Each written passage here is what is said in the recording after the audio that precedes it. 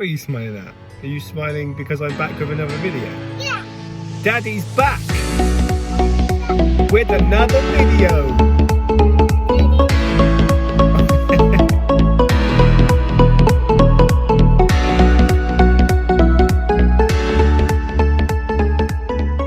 At the nursery now, waiting to drop her off. I had 80 grams of Frosties with oat milk, amazing, and 2 scoops of protein shake with almond milk. That's meal number 1. Meal number 2 was 2 crumpets with jam and dos caramel Snacker Jacks. Bulk life has started. Weighing in at 12 stone, 12.4. I think that's 81 kilos. Where I'm looking to get to, possibly 90 kilos, and assess condition from there. That gives me about 20 pounds to gain. Okay, taste test review of Georgia, what's it called again? Christmas pasty. I think it's turkey stuffing and cranberry. I'm gonna go for a bite. First bite's just crust.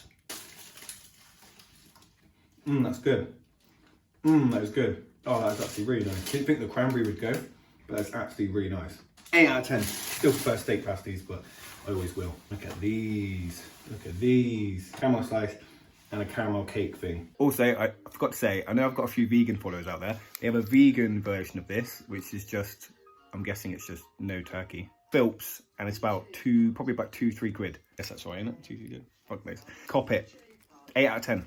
Ooh, look at that. Straight into a voiceover. So today's leg workout is my second leg workout of the week. It's legs number 2, and I didn't squat today. So I only squat once a week. And so my first exercise today is the leg press.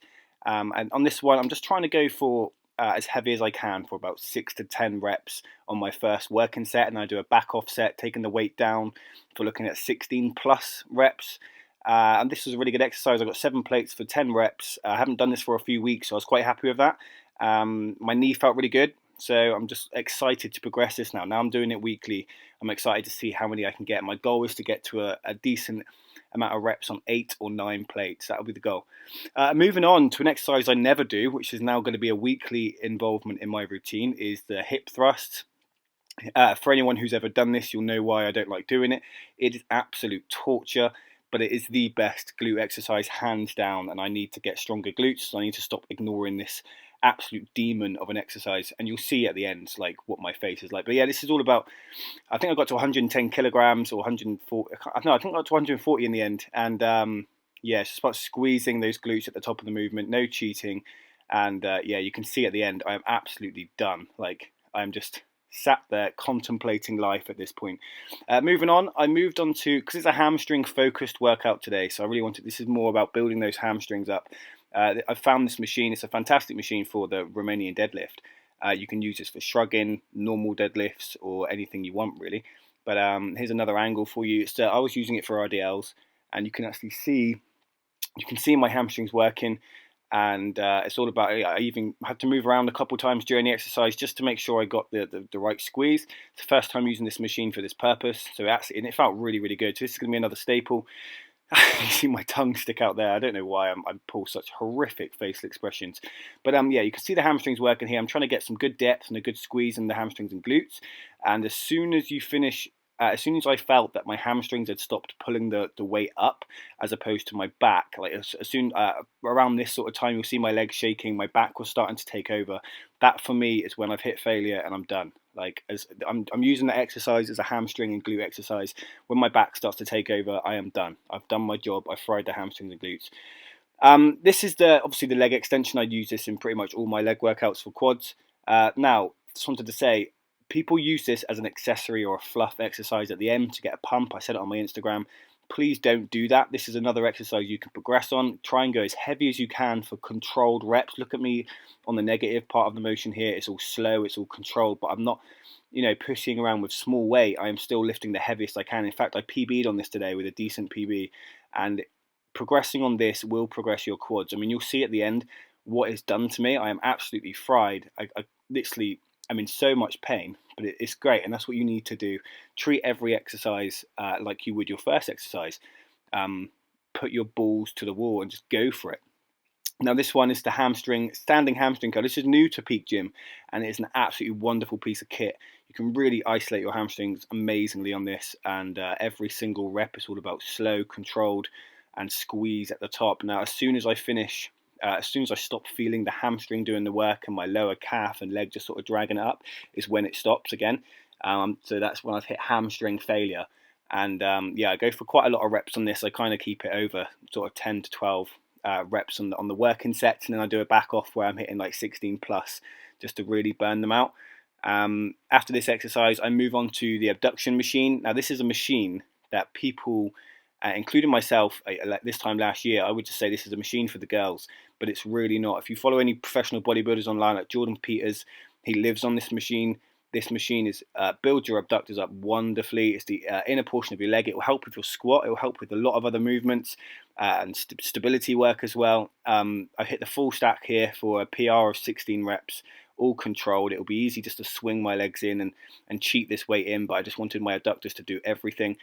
But yeah, that's my leg workout today. I just wanted to, preach that go for failure, go for quality reps. Don't cheat yourself and add in some fluff work, and just, really go for your leg workouts. And that's what's going to bring you leg size. But there you go, cheeky little voiceover for you.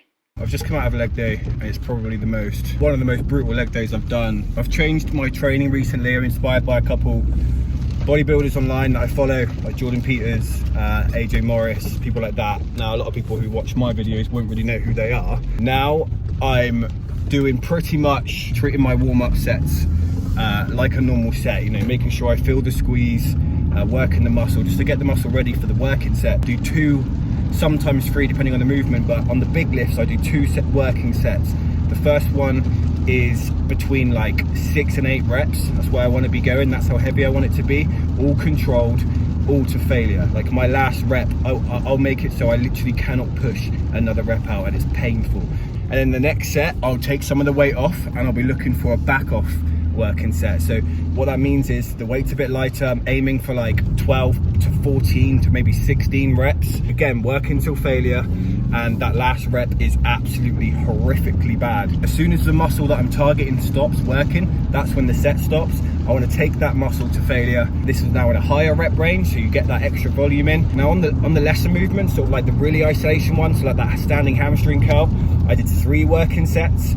Still the same premise. I do 1 working set where I'm on about 6 to 8 reps, trying to get the weight up, get the hamstrings used to the heavy weight, and then a couple of other working sets, maybe with back off rep ranges again to 16 plus, to make sure I exhaust them. It's a fascinating way of training. It's my favorite way of training today. It's time under tension training. If my form breaks down, I'm not doing the lift. For example, RDLs, I'm not gonna shove loads of weight on my Romanian deadlift so I can use my back to get it up. That serves no purpose for me. I want all that weight to be pulled, dragging with my hamstrings and my glutes, and if it gets too heavy that my back starts to take over, then the movement's pointless for me. You have to have a different sort of mentality for it. You have to take the gym a little bit more serious, because no set you do in the gym today is going to be easy. So I've left now and my legs are absolutely exhausted. When you train like this, you sort of have to put a lot of effort on recovery, so you make sure your nutrition's on point. You need to be making sure you're getting enough protein in, because you're taking every muscle to failure. The DOMs are a little bit worse the next day. Your muscles are absolutely exhausted, so you need to be making sure you're getting that protein in to aid muscle recovery, getting those carbohydrates in to aid your energy. Obviously, I'm leaving the gym exhausted and I'm bulking right now, so I need to get those carbohydrates in quickly, to be in a surplus, to make sure that my body can use the calories that I'm giving it to grow my muscles. Yeah, it's just fascinating, and I really love it. Like, it just gives the gym a whole new sort of purpose, and a whole new I've just get such a big drive to go to the gym and train like that. It's just a whole new way of training. Every single exercise, whether it's an isolation one or a compound, you are absolutely balls to the wall. Is that the saying? Balls to the wall? Guns to some, I don't know, there's some sort of saying. It's really bothering me now. What's that saying? Guns to the, I was about to say guns to the horses. That's absolutely not it. Pedal to the metal? No, pedal to the metal. I know that's one. A little update. I ate 4,500 calories yesterday and maintained weight. I think it is the fact that I was dieting for so long, my body's just absorbing every calorie I give it at the moment. It's having a little party. At some point, the weight will gain. Like, I've noticed my body composition, I am putting on body fat. If I can get to 90 kilos at the end of this off season, I think that would be quite good. I think I can hold some sort of composition or some sort of condition there. I don't want to get too fat. That's not the goal. I can't shut up. There's a camera on me. I'm going to talk shit all day. Anyway, see you in a bit.